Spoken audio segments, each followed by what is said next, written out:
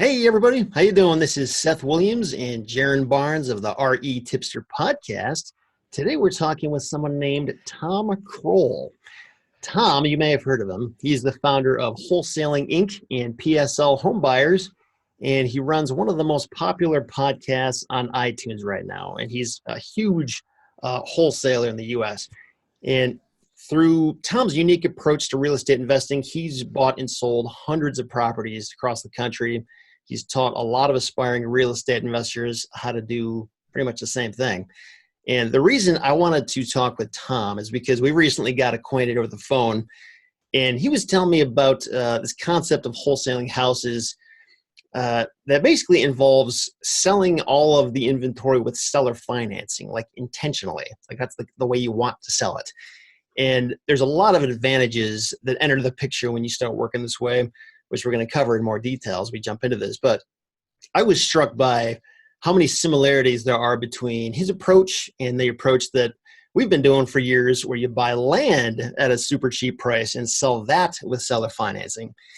And this is one of those strategies that I've heard about from a lot of people over the years, but I don't actually know a lot of people who are actually doing it on the scale that Tom is. So I'm really excited to dig into the details of how this works, and hopefully you'll walk away with some inspiration that you can apply in your own business. So with that, Tom, welcome to the show. How you doing, man? Bam! I love it, man. What a great intro. My team did a good job on writing that one. That's awesome, man. I'm doing great. Thank you for having me on this show, and we're going to have a great adventure. I can't wait to get started. Yeah, sweet, man. So when we were talking the other day, you said something that I think some people would consider almost inflammatory, where you said that you basically said that the idea of passive income from rental properties is like a total farce, like it's not a real thing. Is that a fair assessment? Am I quoting you correctly? Like, is that what you think? Is that what you said?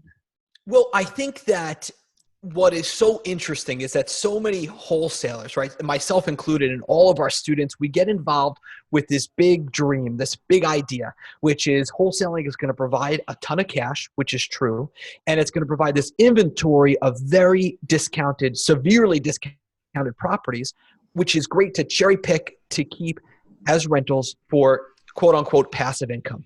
Mm-hmm. And I have been blessed and fortunate to be able to connect with the utmost experts in the industry on this topic.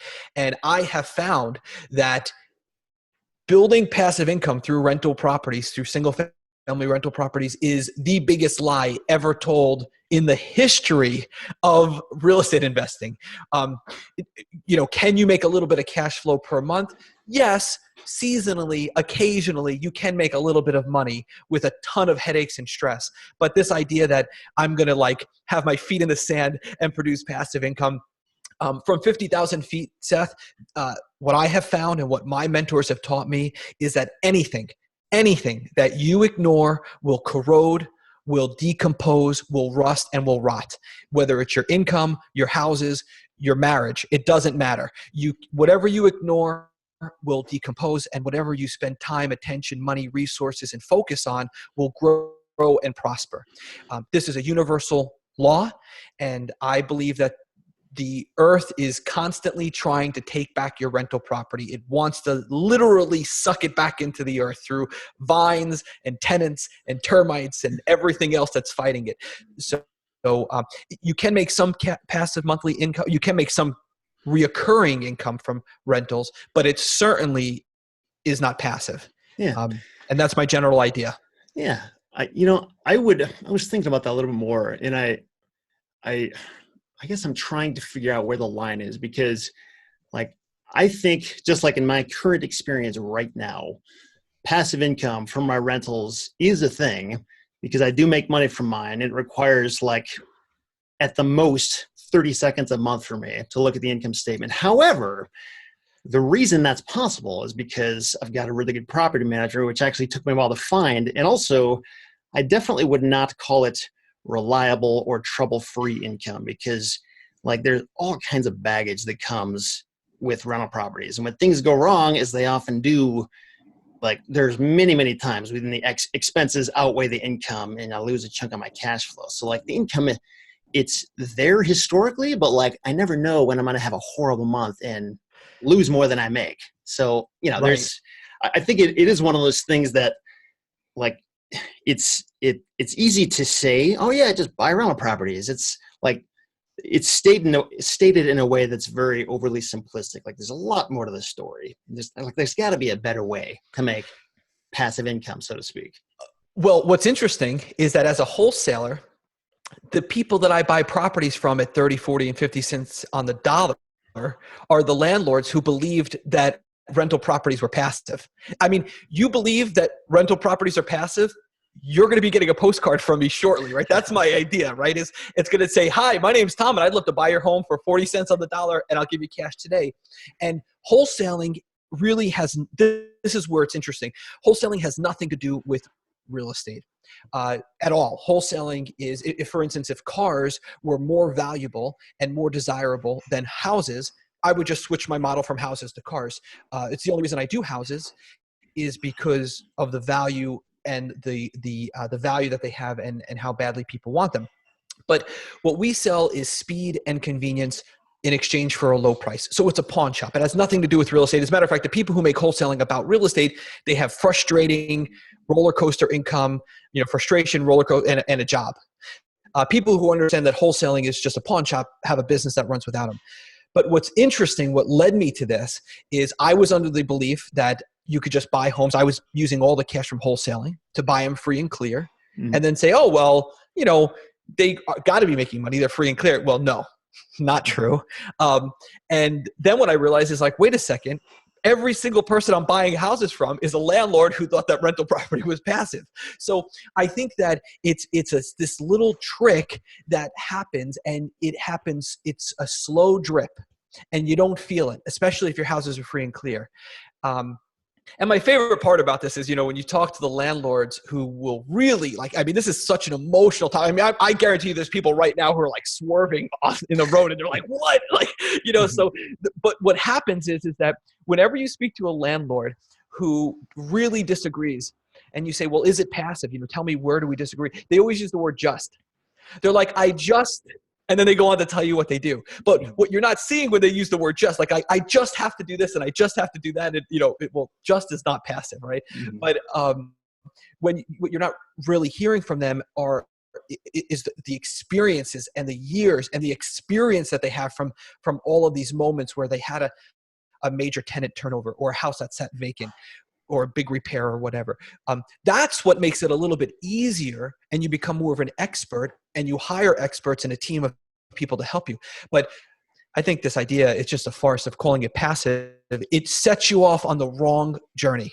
Mm-hmm. And if you think that it's like a bank account where you just that is really, like I said, you'll be getting a postcard from me. That's the message I have from your listeners. So you've got to pay attention and you've got to focus on it and you've got to put time and energy into it. And as you go through the years, it'll be easier and less time. But that's what we're finding to be more true, if that makes sense. Yeah. I want to jump in there too a little bit, guys. And I think that I have two thoughts based on the current conversation. So one, I think a lot of people don't realize that the major benefit from the asset class of buy and hold real estate is appreciation. It's funny because Bigger Pockets has popularized that don't bet on appreciation, don't count on it. But the truth is, real wealth that is made through buy and hold real estate is buying and holding it for a really long time and letting the market do its thing. So that is something when you're buying rinky-dink little properties like in Anderson, Indiana, for example, where, it's not really an appreciating market. It's just kind of stagnant, but you can buy, properties for $10,000 a piece, $15,000 a piece. You just, put some lipstick on a pig and throw a tenant in there. That really, from a long-term perspective, isn't the best way that you can prepare yourself to for wealth, for long-term generational wealth. Another thing, too, though, that I would kind of play devil's advocate a little bit is we actually had Ben Leibovich on this show, and he's getting into big, huge apartment syndications. And that was one of the conversations that we had, is that he kept going on and on about how it's, it's passive. It's 100% passive for him. He just gets all this stuff, but it's really not passive because he has investors and he has to get a property management company in place and all this stuff. But, and here's a big but, once you have systems in place, if you have the proper systems set up, you could make an argument that you could set up a system in any business to make it passive. I know a guy right now who's literally traveling the world. He's been he's in literally Vietnam right now on Facebook.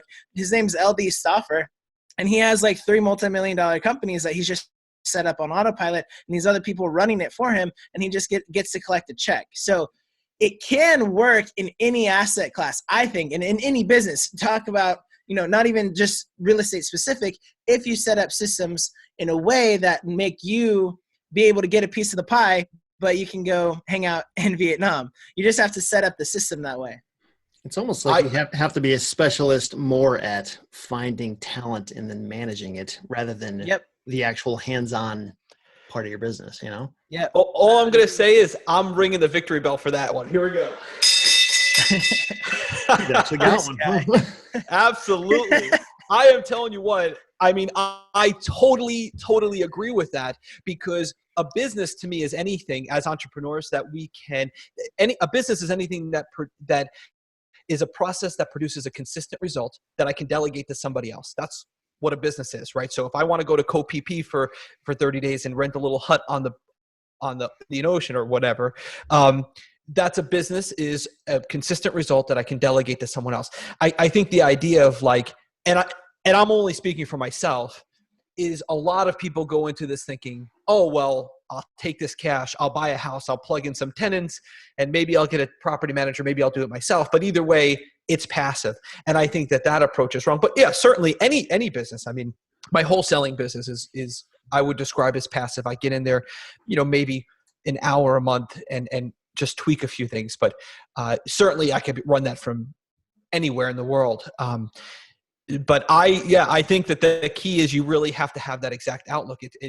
Seth, just like you were saying, you have to become good at finding the right team to produce. That's the key. Absolutely. Mm-hmm. Now, you had told me about, and again, if I'm misquoting you or something, totally jump in. But okay, from what I recall, you had told me about how you had sort of switched away from rental properties entirely, and you're just selling properties outright with seller financing. And that actually is much closer to passive income, and it's worked a lot better for you.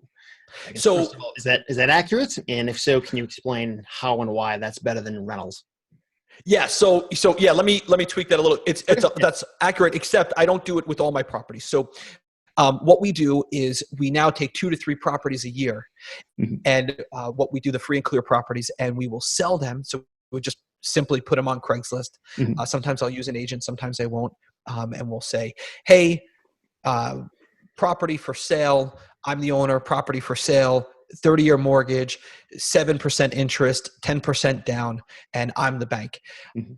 That is absolutely more. I don't do that all the time. It's not my exit strategy for all my properties, but we'll hold the property for a year. For instance, I'm doing that right as we speak right now with the property. We'll buy it. We're holding it for a year. It's a perfect owner financing deal. We own it free and clear, and then we'll put it on the market in that way. Now, there are laws you have to follow. There's a certain number that you can do, and then you have to get a mortgage broker to verify the buyers. But we have a line out the door to buy those properties. It's a 30-year note. The rate is phenomenal. It is absolutely, if this is a conversation about passive, it is absolutely more passive than having a tenant. And if there's a hiccup down the road, it's easier to solve than if you have one as the owner of the property. So I think that is a better route if your goal is monthly income. So this all comes back to, Jaron brought up a really great point, which is the appreciation. We ran recently, about 6 months ago, we looked at all of our properties, and we had noticed we had made about $100,000 profit on appreciation on average on all of our properties. It was $100K or more. I think there was one property where it was only $80,000. And now as a wholesaler, I'm buying them almost at that rate because we're buying them at such a massive discount. But it's the appreciation that I was interested in initially. That has really helped my net worth more than anything else, more than a few $100s per month on X amount of properties. So if it depends on where you're going, right? What is your destination and who are you following that's already at that destination? But if you're looking at, hey, month in, month out, I want to create 10, 20, 30, 40, $50,000 per month, automatically reoccurring and passive. My argument absolutely is that the owner financing model is better than the rental market. Okay. Now, I wanted to dive into some of the technicalities on all this because that's how my brain works. I immediately start thinking, okay, where are the holes in this? How does this not work? How is this not a real thing? But I just want to like Jaren's laughing right now, just so everyone knows. I'm over here like, because it's 100% true. So, yeah, I mean, so just to get specific about it. So I heard you say the interest rate you charge is 7% with is it like a 30-year straight line amortization? Like you're literally holding the note for 30 years? Is that yes how you do it? Okay. That's how I do it. Now, I will tell you, let me just preface this whole conversation with one little caveat. Yeah. If someone is interested in learning how to wholesale their first deal or their next deal, I am the world's expert in my opinion. I don't think there's anyone better than me to teach somebody. This is something that I'm on a new journey. I'm just discovering and I've just started making changes. So I want to preface this that if there's a lot of people going, oh, no, you can't, I just want everybody to know that. So this is very important, but yes, straight 30-year mortgage, 30-year mortgage at 6.9. I think the last one we did was 6.95%, something like that. Okay. And why that percent? Like why not 10 or something else? Well, the thing with us is that we wanted to really vet the buyers and make sure they're going to keep the property. The last thing I want to do is to go through a foreclosure. Now, I have spoken to some experts and they've told me how to mitigate that. One of them is a reasonable interest rate. The other thing is there's little tricks, like for instance, if you have somebody who's falling behind on payments, to just go to them and say, hey, listen, deed me over the house. Here's a $5,000 check. Be out by the end of the week. So there are things that you could do to mitigate that. But I felt like that was a reasonable for a family. If I was in their shoes, we want to be a little bit above what's standard, but we don't want to go and we're not looking to, submit to our rate. No, and that actually, you answered one of my later questions is what happens when a buyer stops paying? What does the process look like? So I guess your preference is to just write them a $5,000 check and not have to go through all the court, garbage and, get them out the hard way. Does that work? Like, have you ever had somebody say, no, I don't want $5,000. I'm going to fight this to the bitter end. Like, how does that typically happen? So I haven't, because I'm still so new on this, but what I will tell you is that we had, one thing that we do is we use a mortgage servicing company. I think it's like 10 or 15 bucks a month to service these notes. We had someone who was falling behind and we went to them and we had that conversation and they were like, oh, okay, that sounds great. But then we found out that there was actually just a problem. This is a company, when we first started, we were not using a servicing company. And then we started. And when we made that switch, which I would recommend to anybody who does this, is spend the $10. It's absolutely a no-brainer. But when we made that switch, she was like writing checks into the title company instead of but I haven't had that happen, but I've been told that that's pretty much, that'll help. Yeah. We're getting 10% down. So I could, to me, it doesn't make a difference at all. Okay. And do you, I guess a question I had was your buyers, the people who purchase from you with seller financing, why are they choosing to do that rather than just going to a bank? Is it because a bank would say no to them? So they're like a credit risk and that's why they're choosing to do that with you? Great question. When I started wholesaling, I would ask, my mentor was Todd Toback, and I was stuck on this question like for months. I was like, Todd, why would anybody sell their home for pennies on the dollar when they could just call a real estate agent and da-da-da-da-da? And he would be like, don't worry about it. Don't worry about it. Here's what I have found is better for me, just in my simple brain, for a guy who got a 990 on an SAT who didn't finish college, right? This is what's better for me. I don't know. And I don't want to find out, and I don't care. And I know that sounds like a little bit like, well, Tom, that's your business. I'm like, it's not really my business. I don't really. So here's the thing. I know that there's a need out there in the community for people to go through these for, I'm sure, a number of reasons. What are those reasons? I don't know, but I know that there's reasons out there and they exist. And we do a little bit of vetting of the buyers. So we, for instance, just had one absolutely we looked at, and there was no way that this person was going to be able to afford the property. So we're doing that with intention. We're looking for people who have the capacity and are willing to actually go through with the end of this mortgage. But I will tell you this, when you advertise it, there will be a line out of your door for a mile for people who want to do it. And some people do, they have all sorts of reasons. A lot of them have low credit. They had gone through a foreclosure. There was a problem, but they'd rather own than rent. So we do kind of, during the vetting process, we run into a few of those criteria or those reasons of why. Yeah. And you're doing this just in Florida at this point? Is that correct? Or are you doing this in other states? Okay. We have a property in North Carolina that is about to, lease is about to come up, and we're going to have that conversation with those tenants. They sound like they're interested in doing it. There's pros and cons to all of it. So, yeah, I know in Florida, the foreclosure process is pretty intense, man. It's like I've been dabbling a little bit in Florida. I've been doing my land business in Indiana up until this point, but the foreclosure process, if someone defaults in Indiana, is literally a month. Like I just send to an eviction attorney or a foreclosure attorney, and it's like a month to 2 months, and we're good. We can get the property back as long as there's no like back and forth and a big hoopla. Whereas in Florida, all of the attorneys that I talked to said that by default expect 6 months. Right. Well, that's why I think my mentors are like, hey, listen, if you can avoid it, avoid it. Yeah, for sure. But I was pushed into it. I'm in a lot of masterminds. And one of them, I was asking this question. I said, can you make money through passive income through single family rentals? And everyone was like, yeah. And I said, okay, well, who can I talk to? And I would talk to, I talked to the one guy. They were like, go talk to this guy. This is the guy who will prove it. And I had a private lunch with this person. And I said, hey, listen, I'm in this mastermind. They told me to talk to you, that you're the guy who told me I'm wrong. You can make money through passive income through. And he's like, hey, Tom, let me tell you something. He's like, is it just you and me? And then the conversation started with like, well, yes and no. Here's how I relate rental properties. It's really simple. A rental property is like an apple that falls from a tree. And there are seasons when that apple is good to eat. And then there's seasons when it's like full of, problems. Yeah. Yeah. And it's just like, you've got to just understand that through the 30, 50, 100-year cycle of a property, there will be seasons of profitability, and there will be seasons, more often than not, of unprofitability. And sometimes you can be really profitable, and then at the end of that profitable season, you could have a big unprofitable event. And I think it's more complicated than just, well, I net $300 a month. So if I save 50% of that, I only put $100 in my pocket. Then when the roof goes in 18 years or 8 months, I'll have money for it.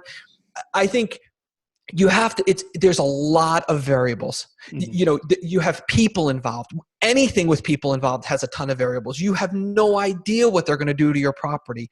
So when I say seasonal, I don't mean seasonal like winter, spring. I just mean seasons in general. It could have an 18-month season of profitability, and then you could fall into a huge dip where it's not profitable. And trying to constantly gauge that is difficult. And not really something I'm interested in. I'm not really, people will say all the time, oh, like real estate's the greatest industry. I don't know about that. I have no interest. I mean, literally as I'm speaking to you, there is a guy right out my window. I wish I could turn this camera. He's fixing the hinge on my screen door. His name is George. He's a total sweetheart. He's been working with our family for a long time. He's going to be changing the light bulbs because I have high ceilings in my house here in a minute.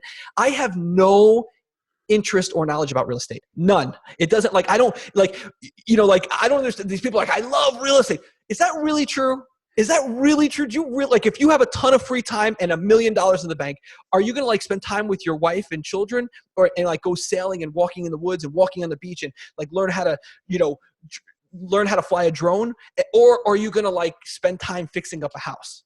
Right. So do you really love real estate, or is that kind of right? Yeah. So I don't care about real estate. I don't even know how to change light bulbs. I could care less. So I just think that you have to be cautious about, in your mind, how are you looking at this thing? What is your perspective? I think that's very important. Yeah. One of the things that I was wondering about, just in terms of the, the numbers on some of these deals, what is a typical project look like where you buy a property at a deep discount? What price are you paying it on the front end? What are you doing in that year when you're just sitting on it? And then what price do you sell it for on the back end? How much of a profit margin needs to be there for this to work? Oh, so I love this question because I'm all about numbers, right? So I think anybody who's not watching their numbers as this economy starts to falter, like the guys with the expensive conference tables, these are the guys who are going to be like, like claiming bankruptcy, right? So I watch my numbers obsessively. That's what I know about. I meet my bookkeeper every Thursday, 10 o'clock. We meet at First Watch and boom, boom, boom. So here is the deal. The first primary thing is what we found is we would go in there and I would hire people to make it like really nice inside.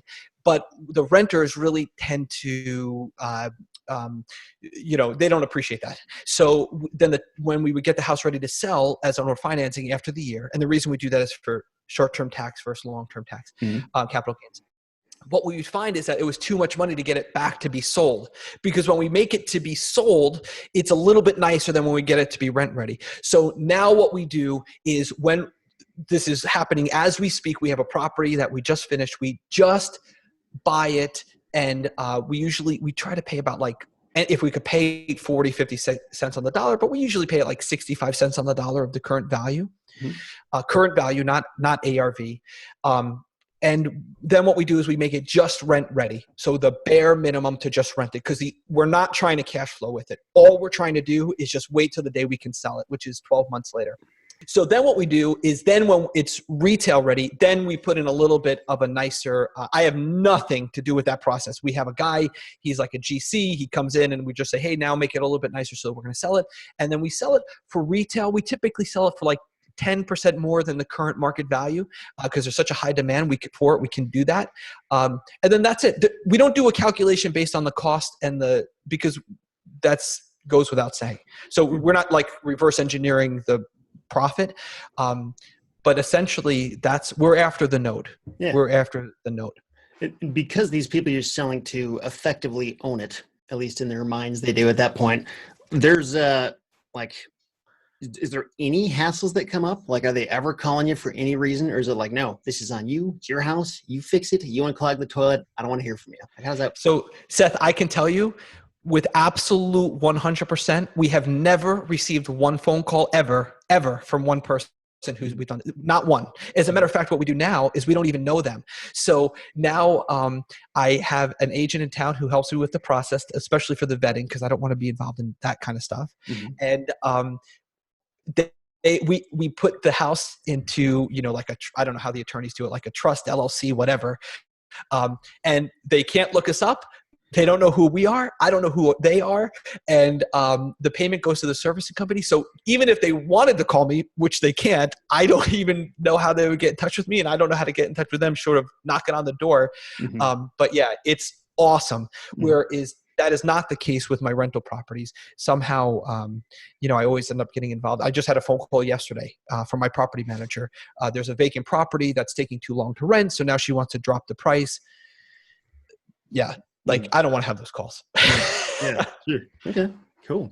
So, so if I want to buy a house and do this thing you're talking about, where I buy it cheap, sell it financing, I mean, I guess we're getting more into the wholesaling aspect of this. How do you find your deals? Is it through direct mail? Is that like your primary medium, or what's your process? Oh, brother. I love it. All right. So anybody who's looking for a discounted property right now, I can tell you exactly how to do it. Number one, it starts with a list. I can tell you right now, because we have pretty much the most successful wholesalers in the country in our tribe, and we call ourselves the rhinos, right? So what we do is we pull the list. Here are the most exciting lists that if you want to pull right now to be almost guaranteed that you're going to find a motivated seller. And these are lists nobody else is pulling. Number one list is everybody who's had their water turned off recently. It's like a overperforming list. Now, everyone who's listening, you're going to say it's hard to get that list. The harder it is to get that list, the more money you are going to make. Absolutely. Absolutely. So there's another clap test, Jaron, right there. So here is the deal, right? People who turn their water off, number one. Number two, anybody who has been recently arrested. So we call this the 24-hour recent arrest record list. This is another list. It could be at the township, municipality, county, sheriff's office, the city. It's all over the place. It's hard to get. Use the rule of 5. Go there 5 times until they give it to you. Ask everybody, bring donuts and coffee. If you can get that list, You have your VA skip trace it, or you skip trace it if you just have grit and determination. You do it yourself if you're hustling.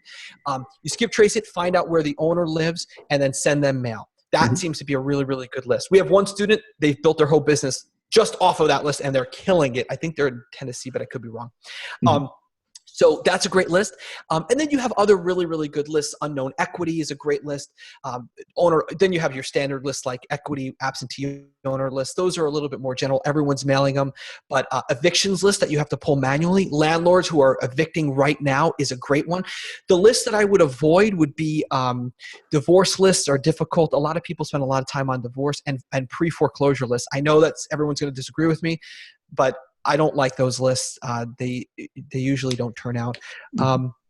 Inheritance lists, probate lists are great. And then what we do is we send a direct mail, but you could do this however you want to do it. Direct mail is great because direct mail has a few, there are a few things about direct mail which I really love, which are, it's super inexpensive and it's super reverse, you can reverse engineer it. So for instance, on direct mail, all I need to know is what is the response rate? What is the, how many phone calls do we get? So we send out 1,000 postcards. What's the response rate? Here are the KPIs, right? How many people did you meet with off of those phone calls? And then how many people did you buy their houses? Once you have that after 5-10 mailings, if you want to buy, a cabin in the woods and it's, let's just say $750,000 and it's a nice cabin, you just reverse engineer your mail and then you buy the cabin. Like it's so reversible. And that's why I love it. Direct mail, a lot of people say the response rate is low, but I can tell you, you can build $1 million wholesaling business off of a 1% response rate. So you're sending out every 100 cards, you get one phone call, that's $1 million business. So I love direct mail, especially because so many people don't like direct mail. I'm like, they're like, direct mail is so tough. Things get sent back. Skip tracing the return mail is so key because everybody says that they do it. They're like, oh yeah, I skip trace all my direct mail. I'm like, show me. I was like, let me see the list. And they're like, well, I'm going to. And I'm like, so nobody's skip tracing the return mail. And it's just like, it's such an easy channel because it's so brain dead. So I love direct mail. I'm always going to be an advocate of direct mail. It's how I started. And you could take away all my other channels, Facebook. We put little signs in, I don't have it in front of me, but like little signs in the circulars and PPC and this and that. You could take all that away from me. You take away my direct mail, I would be dead in the water. I'd lose more than half my business overnight. So I love direct mail, always will. Yeah. Now that water off list and the recent arrest list and the evictions list, it kind of reminds me of the delinquent tax list that I've used a lot, which not impossible, but definitely a pain to get. And some counties do make it impossible. I'm curious, but that water off list, for example, I mean, can you give us any wild guess? Like, do you just call the utility company and say, like, how do you go about doing that? So first of all, whenever you're, especially, and the tax delinquent list is a great list. And what we do with tax delinquent is 2 years or behind, 2 years or more, no matter what the dollar amount is. Any list that's difficult to get, number one, always 100% of the time, show up in person. So if you are showing up in person, the first thing they're going to tell you is, the list doesn't exist. We've never heard of it. We don't know what you're talking about. If you stop paying your water bill, I guarantee you, it exists. Like there's a list, right? So we have to start with the premise that the list actually exists. Number two things, you show up in person, right? So that is the key. So when you get there, you get to meet, Gretchen and Doris and Mary who are behind the counter. And then you're like, Mary's like, I don't know how to get there, but there's this girl, Teresa, and she comes every Thursday at 2:00 and she pulls a list for ListSource or this other list company. So why don't you ask her? And you're like, bam, that's on the money. If you cannot pull specifically the water list and it's just like impossible, I cannot get it. Number one, that means it's valuable, right? That's like the hottest list you can get. But number two is the best thing to do is go in person to where whoever in the utility company is actually shutting it off, and then speak to those guys and say, hey, listen, if I were to speak to your attorney first, right? But let me just say this. If I were to compensate you in this way, right, could you share the list of everyone that you had shut off in the last 2 months? Is there a way that we can negotiate that? I don't care what you have to do. Buy the guy lunch, bring him coffee. It doesn't matter, but get that because that list is absolute like financial freedom. There is no doubt about it. So the more difficult it is, the more excited I get about it because it's cash in the bank. I mean, it's like these people have never been contacted, and you're hitting them right at the right time. So another list that's really hot too, that's super, super time sensitive is, and nobody does this, is you go to Craigslist and you get everybody who's having a garage sale. And just about the time that your postcard, just about the time that the tenant is selling the owner's like dishwasher for $50 is just about the time that the landlord is getting your postcard. And I did that one when I first was told about it. And I'll never forget, I had a guy, he was in Mystic, Connecticut. He had a Mystic pizza place and he had a house in Florida. And he's like, oh man, your postcard hit me right at the time. I was like, oh, I love it. I'll always mail that list. So garage sales are another really like time sensitive one. When your VA can search it and see that the owner is an absentee owner, especially out of state, the landlord 9 times out of 10 is selling something that does not belong to them to like get some cash to gift town or whatever. So another good list. You know, as I'm hearing you talk about that, it's something that just comes to my mind. I spent a lot of time this past year trying to figure out how to do the land business in Canada specifically, because it's just a totally, I mean, obviously there's a heck of a lot of land in Canada, but also like it's a totally untapped market. Like people don't do what we do here in the US with land up in Canada.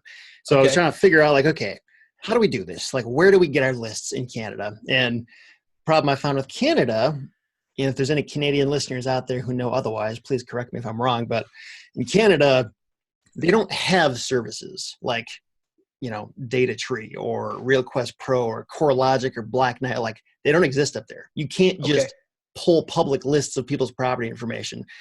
Those lists do exist, but it's like, there's like this cartel up there of real estate professionals that like control it. It's not something I can just buy access to. But really? Yeah, I mean, hearing about like this water off list or the recent arrest list or evictions list, like I gotta imagine those lists exist up there too. And they're probably really hard to get, but it's definitely a different avenue than these easily accessible lists that you can buy through a service. So I wonder if there's a way to maybe get something like that up there. Not that I'll ever do it. I'm just curious to see. Yeah, I don't know, but I'll tell you what. I like, county-wide lists. I mean, if you can go countrywide, I mean, that would be yeah. You'll be doing great. There's no doubt about it. Yeah. There's power in having the right information for sure. So yeah, I agree, especially when it's difficult. That the more difficult it is, there's a reason it's difficult. And where everybody else stopped, that's why when people come into the wholesaling game, they're like, oh, wholesalers, there's already so much quote unquote competition. I don't believe in competition. I only believe in collaboration. But here's what I can tell you. When you become a millionaire and then a multimillionaire, what happens is you get fat and lazy and you build a life of as few inconveniences as possible. So if you're just starting and you're starting at rock bottom, which is like the strongest of foundations, and you have grit and hunger and determination and perseverance, you're going to outwork and you're going to spend that extra 2 hours at the county to get to know the MIS director who's going to build this custom list for you, where I'm going to be like, man, I'm going to lunch, right? Because so I think that this is where it's really empowering to, know who you are and know what you want and then go out and get it. And you can use all that energy, time, focus, attention, resources to do it where other people aren't. So I would encourage everybody. Yeah. And all the best lists come directly from the county, the city, the township. List companies are great, but you will always outperform the guy who's going directly to the source and getting that data. It's the speed, right? The speed of implementation. So you're going to get your postcards or whatever your marketing channel is, cold calling, whatever, to those people first. So the list companies are great. But even like US Lead List, my favorite list company of all time for inheritance leads, they only send their mail out they only send your list out every 90 days. So if you're doing the hard work of working with a group of attorneys or whoever to get that inheritance list early, you've got a 90-day head start on me in my own county, right? So I think that it's really important to look at it from that angle. Yeah. Now, I had one more technical question, switching back to the selling houses with seller financing thing. Yes. So is it possible to buy, like say if I'm somebody who doesn't have a whole lot of cash, like I don't have $100,000 to buy a house and then sell it. So if I were to buy $100,000 house with a conventional mortgage and then try to sell that with seller financing, is that even possible? Like, will banks allow me to do that? Yeah. So here's the best thing about this is I have no idea, and I think that's the most important answer. So, and the reason, and now I just was told by one of my attorneys that there's something called like a mortgage wrap that you can do, and I have never done it, and I don't think I would do it for a whole host of reasons. But the most important thing is that I don't know the answer to that, and I think that this is the attitude as somebody who has a very clear goal you have to have is this attitude of progress, not perfection, or massive imperfect action. There is a ton that I don't know about this. And I'm sure that this episode is going to have 100 questions where people are saying, Tom, you're wrong in this, or, Seth, or whatever. But the answer that's really important to me is that I don't know the answer. I just I did a speech in Atlanta, and I told somebody that one of my best lists was the pre-probate list. And somebody got up and said, well, what does pre-probate mean? And I said, I have no idea, but here's what I do know. When I mail it, I make a ton of money. My ROI is there. So this again goes back to wholesaling has nothing to do with real estate. And I don't know the answer to that. I was just recently told by an attorney that you can do it, but I don't think personally that I would do it. Wholesaling gives you so much cash that if you need to take out a mortgage to buy a property, you have a fundamental problem somewhere. Your wholesaling business is not big enough. You should be making, at least $25,000 a month every single month. And if you're not, there's underlying issues with your business before you start adding additional streams of revenue like cash flow from rental properties. I would focus instead on, how do I generate a minimum of $25,000 per month in my wholesaling business before I go out and try to fix my long-term goal issue. Yeah, sure. Now, the properties that you're doing this with, are these can you describe, is this like a C-class neighborhood property? Like how nice or not nice is it? Yeah. So as from a wholesaler's perspective, there are in every county, there's 5 categories, right? There is the absolute worst properties in town that it's like you don't want to get out of the car. Then there's lower middle class, upper middle class, and then the super wealthy. And every single county, 90% of them in the country are kind of divided up into that kind of a county. There's some extremes when you get to like New York and California, but that's for the most part of everyone who's listening. We tend to operate in a 1.5 to a 2.5 category. That's typically where wholesalers live. So naturally, that's where the properties live. They're kind of like that lower middle class kind of arena.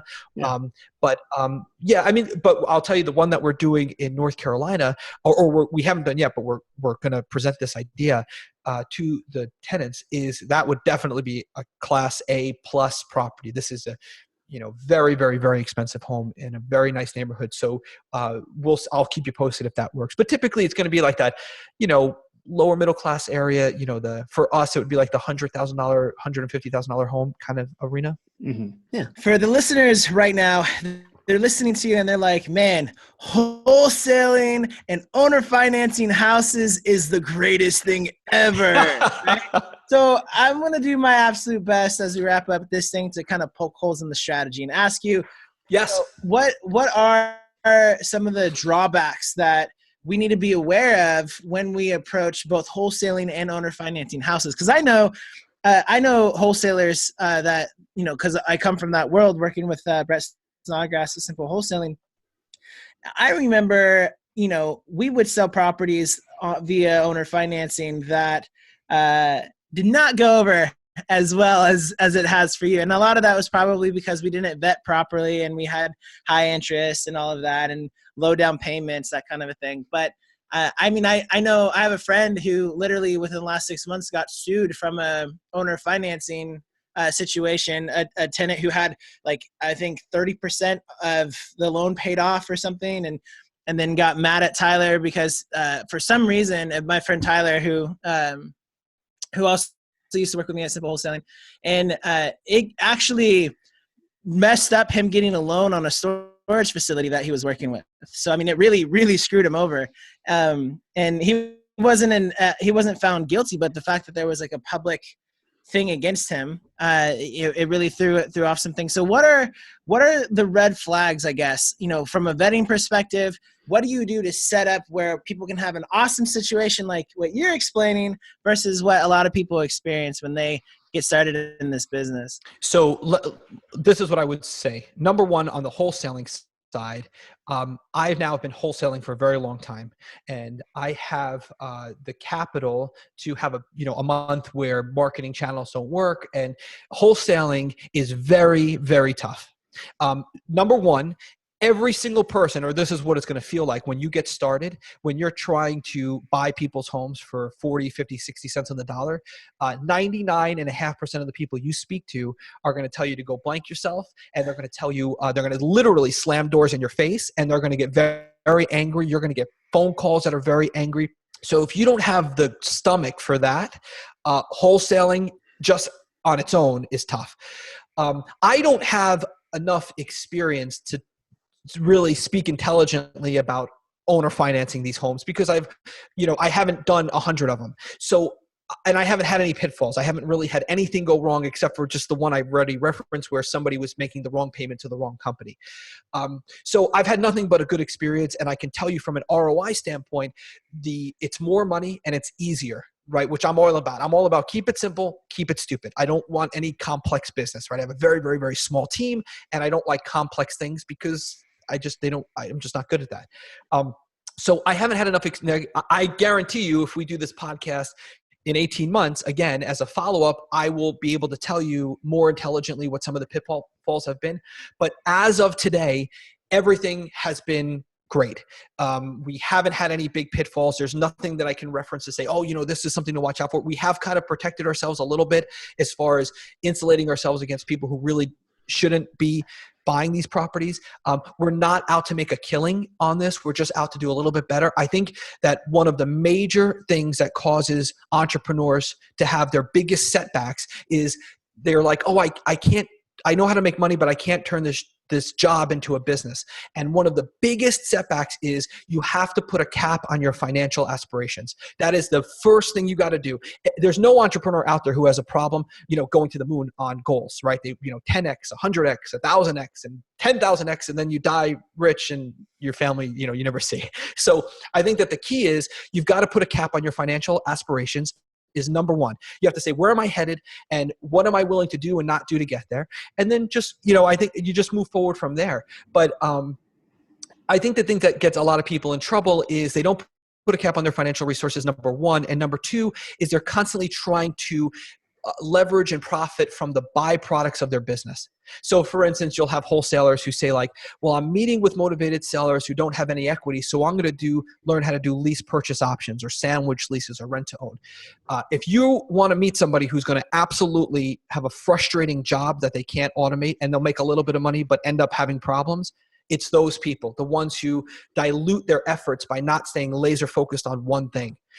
One thing that I learned very early on from my mentors who just beat this into me. And my mentors were tough. They were, I would say something and they'd hang up on me, or they call me every name in the book and then hang up on me. So Mike Michalowicz, The Pumpkin Plan, Gary Keller, The One Thing, Scott Alexander, Rhinoceros Success, You Charge It One Thing.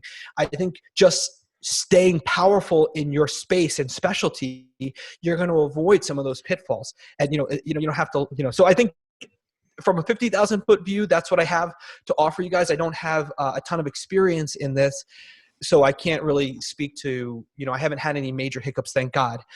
But yeah, 18 months we'll do a follow-up, and then who knows, I might be in the gutter somewhere. One of my mentors always tells me this is, always remember, you're 2 bad decisions away from being in the gutter. And so I'll talk to me in 18 months and I'll have a little bit more insight for you on that one. Sounds good. Cool, man. Well, no, I appreciate your insights on that. That's interesting stuff. So I think kind of wrapping this up, at the end of every interview we ask 3 key questions of our guests, kind of to like go a couple steps deeper just to get to know a little bit more about how you tick and that kind of thing. So okay. The first question, what is your biggest fear? Oh man. I didn't know, where's my team to prep me for these 3 questions? I probably could have sent these to you ahead of time. Yeah. No, it's no worries. I'm ready. Let's do it. So biggest fear, I have a ton of fears. I think that when you are trying to make money, you're in that mode of like, how do I make money? I think when you make money, your biggest fear is losing it. So I would say that I am moving intentionally all the time with that in my head. And that sometimes I have to mitigate that with not taking risks.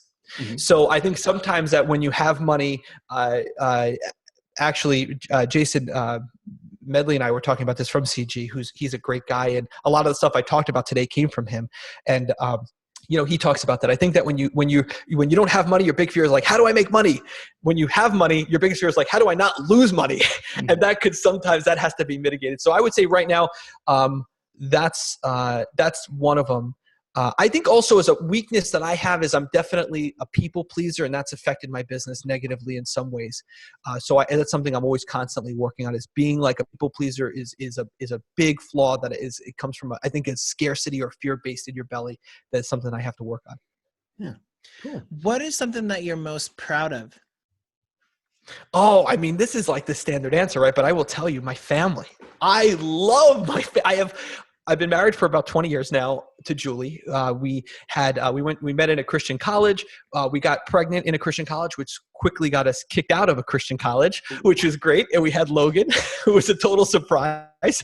And we've been married ever since. And we have now 5 beautiful, thank God, healthy children. And God willing, it'll continue that. But my kids are just like, I did a Facebook Live this morning.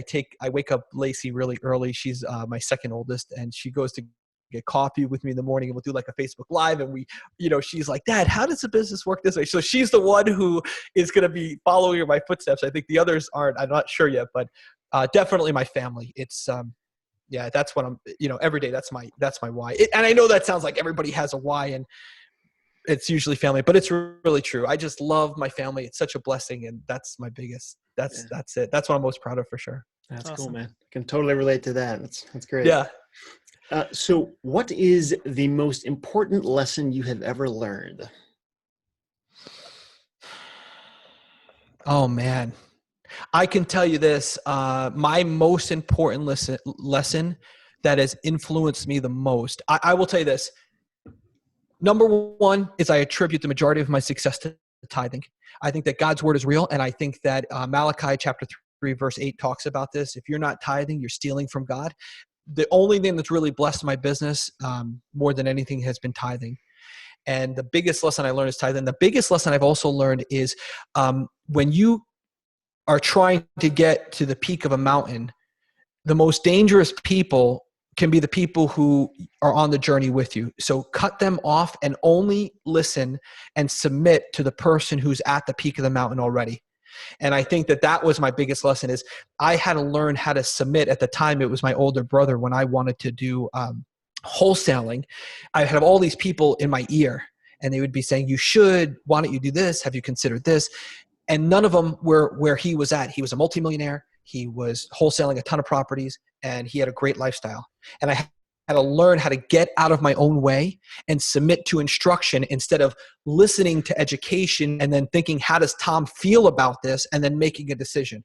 And when I understood that it was the Mr. Miyagi Danielson approach to life that you emulate in order, success leaves a trail, right? When you emulate those people ahead of you, that's when you have true success. It's not something Orrin Woodward taught me was you want to be a leader, not a bleeder. You don't have to learn the hard way and cut through the jungle. There's a ton of people. There might be multiple ways to the peak of the mountain, but if you listen to all the people who've made it and they've taken different paths, you're going to be sitting there trying to decide which one to take for a year. Instead, just submit to your mentor, do what they tell you to do, and you have to have trust and faith. And if they fail you, and if they're a bad mentor, you're going to find out faster that way anyway. So, it's like you're going to actually create the obstacle you're trying to avoid to run into by not trusting them. So I think that was my biggest lesson is tithe. And when you have a mentor, shut off everybody else and turn them up and turn everybody else down and do what they tell you to do. And that was my biggest lesson that's contributed the most. No, man, those are 2 great lessons for sure. That's the funny thing, man.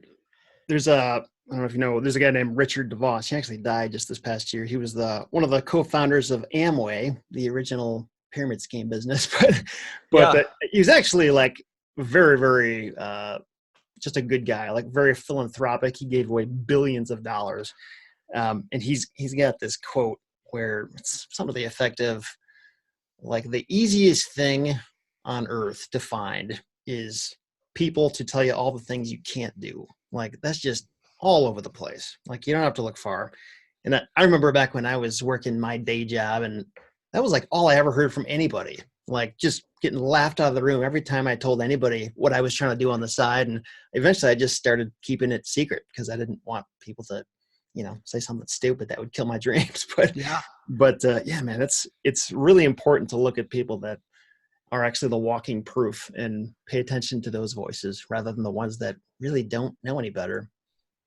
So. Well, that's the danger. This is why I say this all the time, and people think I'm like cold, or they think that this is like a very brutish and brutal approach, which is the dangerous people. The most dangerous people to you are the ones who are on the same journey as you, because most of them are not going to make it, and they can't give you any constructive criticism. And this is what a lot of rookies do in all ventures, but especially real estate investing.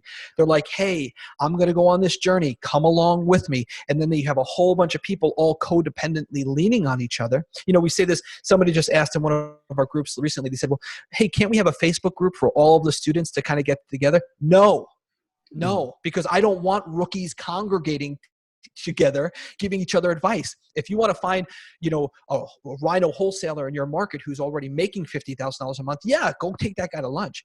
But don't get that warm blanket of like, we're all in this together. No, we're not all in this together. Or you're all in it together, but not to get anywhere. So be very, very, very careful when you start a new journey, who you decide to. You don't need anybody. Just, you know whose image you're made in. Be strong, follow your purpose.